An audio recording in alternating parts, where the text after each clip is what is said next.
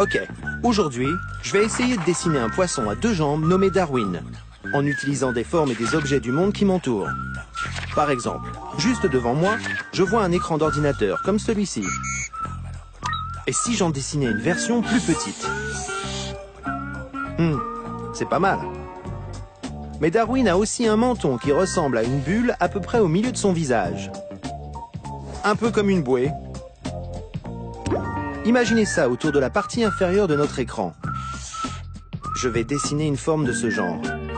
De l'autre côté de son visage, il a une petite nageoire ressemblant à un coquillage, qui forme une boucle avec deux lignes.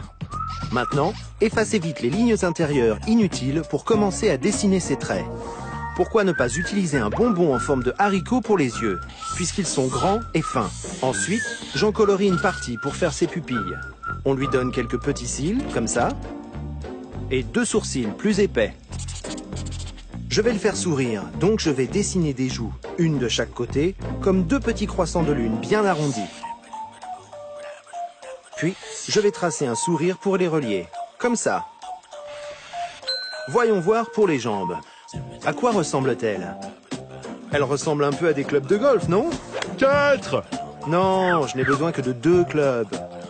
En partant du milieu, je vais dessiner un club de golf tourné vers la gauche, puis en utilisant la même ligne centrale, un autre tourné dans la direction opposée.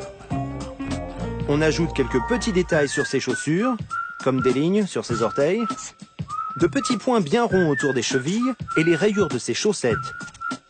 Et... attendez, il manque quelque chose.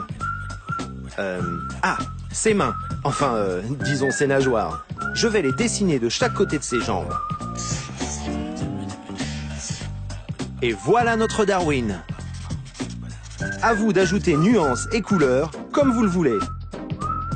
Essayez à votre tour. Et dites-moi ce que vous voyez.